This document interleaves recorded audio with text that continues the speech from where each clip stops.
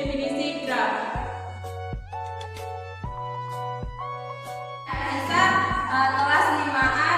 Di sini saya sebagai pemateri ketiga akan menjelaskan tentang jenis-jenis graf.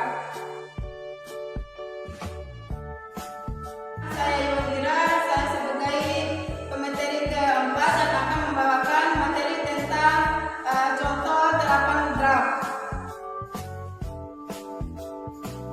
Perkenalkan, nama saya Ahmad Hidayatullah. Saya semester 5 berjalan kelas A. Jadi saya sebagai pemateri kelima akan membawakan materi tentang terminologi dasar.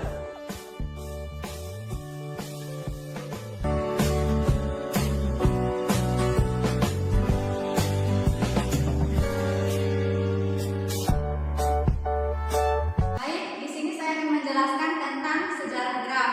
Nah, di sini untuk pembahasan pertama di mana tentang teori graf. Di mana teori graf ini ditulis pada tahun 1736 oleh seorang matematikawan yang berasal dari Swiss. Beliau bernama Leonhard Euler. Ia menggunakan teori graf untuk menyelesaikan masalah jembatan Koningsbrug atau sekarang beliau disebut dengan nama Kaliningrad. Nah, selanjutnya ada beberapa ilustrasi masalah tersebut. Di sini ada sebuah ilustrasi di mana masalah yang dikemukakan oleh Euler. Dapatkah melewati setiap jembatan tepat satu kali kembali lagi ke tempat semula? Nah, berikut adalah sketsa yang merepresentasikan ilustrasi jembatan Koningsbrug yang pada gambar di atas.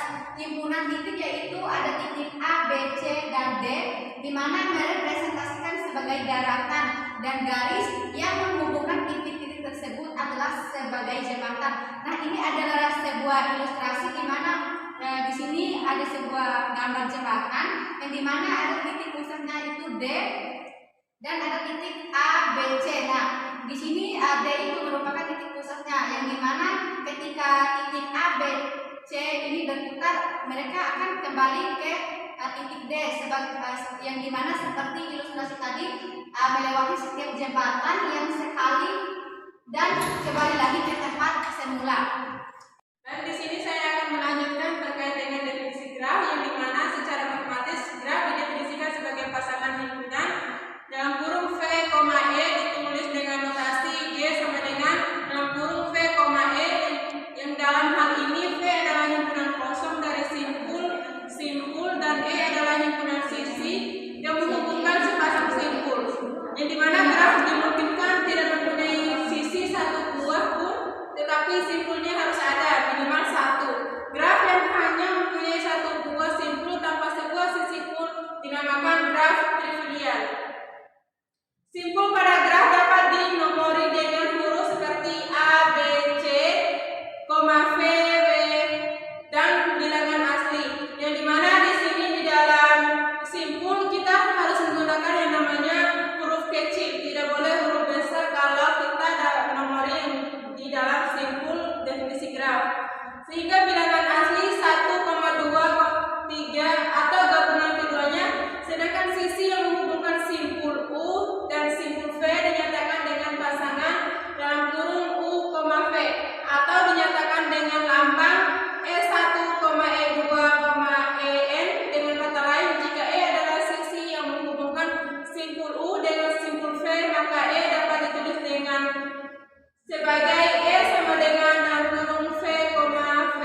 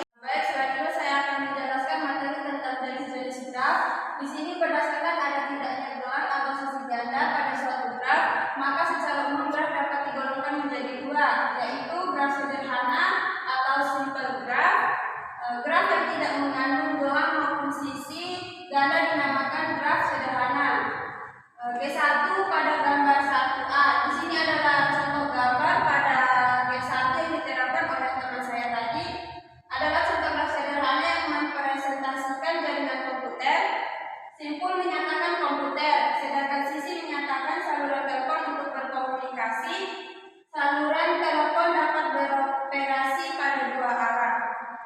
Baik, di sini ada yang kedua ada jenis graf tak sederhana atau simple graph. Graf yang mengandung sisi ganda atau gelang dinamakan graf tak sederhana. Ada dua macam graf tak sederhana, yaitu graf ganda atau graf semu. Graf ganda adalah graf yang mengandung sisi ganda. Berdasarkan orientasi arah pada sisi, maka secara umum graf dibedakan atas dua jenis. Satu, graf tak berarah, yang dimana grafik yang isinya tidak mempunyai orientasi arah disebut graf tak berarah. Pada graf tak berarah, urutan pasangan simpul yang dihubungkan oleh sisi tidak diperhatikan. Jadi U, V sama dengan UV adalah sisi yang sama. Tiga buah graf pada gambar 8.3 tadi adalah graf tak berarah. Pada jaringan telepon, sisi pada graf berarah menyatakan bahwa saluran telepon dapat berorientasi pada dua arah. Nah, ini adalah contoh gambar graf tak berarah. Ada gambar B1, B2, dan B3. Yang kedua adalah graf berarah atau directed graph. Graf yang setiap sisinya diberikan orientasi arah disebut sebagai graf berarah. Kita lebih suka menyebut sisi berarah dengan sebutan busur atau AVC.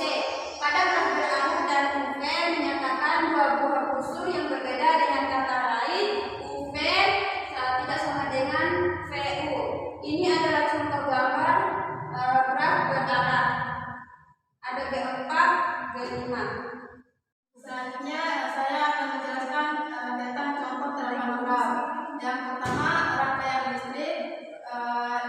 Kirchhoff 1847 menggunakan graf untuk memodelkan rangkaian listrik berdasarkan graf tersebut. Kirchhoff menurunkan persamaan arus yang masuk dan keluar pada setiap simpul dari sistem persamaan Lanjar linier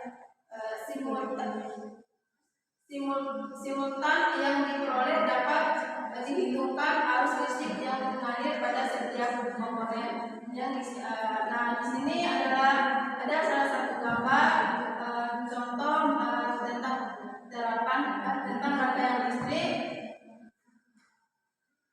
yang dimana yang kedua isomer senyawa karbon. Cayley 1857 menggunakan graf dalam memodelkan molekul senyawa alkana CnH2n+2 untuk menghitung jumlah isomernya atom karbon atau C dan atom hidrogen atau H. Dinyatakan sebagai sisi isomer adalah senyawa kimia yang mempunyai rumus molekul sama tetapi rumus komposisi graf berbeda. Nah, di sini ada tiga gambar mengenai sisi kimia karbon. Yang pertama metana THF, dan di mana di sini ada C, yang di bawahnya ada H, ada 4. Yang kedua ada etana C2H6, yang di mana di tiga ini ada 6. Dan yang ketiga propana ada C3 dan H8, yang di mana depth ini ada 8. Terminologi dasar. Dalam teori graf terdapat beberapa istilah yang sering digunakan yang berkaitan dengan graf. Nah, di bawah ini di halaman selanjutnya merupakan beberapa terminologi dalam graf yang sering dipakai. Nah, di antaranya yang pertama bertetangga. Dua buah simpul dalam graf tidak berarah dikatakan bertetangga apabila keduanya dihubungkan oleh suatu sisi secara langsung. Perhatikan gambar 1. Simpul 1 bertetangga dengan simpul 2 dan 3. Simpul 1 tidak bertetangga dengan simpul 4. Nah, seperti yang saya jelaskan barusan, bahwa 1 bertetangga dengan 2 dan 3, dan 1 tidak bertetangga dengan 4. Nah, ini adalah gambarnya. Titik 1 berhubungan dengan titik 2 dan 3. Sedangkan 1 ini tidak berhubungan ataupun tidak bertetangga dengan titik 4. Nah ini juga contoh yang sama juga. 1 berhubungan dengan 2 dan 3. Sedangkan 1 tidak bertetangga dengan 4. Dan demikian ya, contoh selanjutnya. Oke, yang kedua derajat. Dalam graf tidak berarah, derajat suatu simpul merupakan jumlah sisi yang bersisian secara langsung dengan simpul tersebut. Sedangkan dalam graf berarah, derajat terbagi menjadi 2, yaitu derajat masuk atau tim dan derajat kedua atau dot. Notasi contoh yang pertama, graf di samping memiliki D1 sama dengan D4 sama dengan 2, D2 sama dengan D3 sama dengan 3. Nah, next, graf di samping memiliki D1 sama dengan D2 sama dengan 2, D3 sama dengan 3, D4 sama dengan 1, simpul anting-anting atau polar vertex, D5 sama dengan 0, atau simpul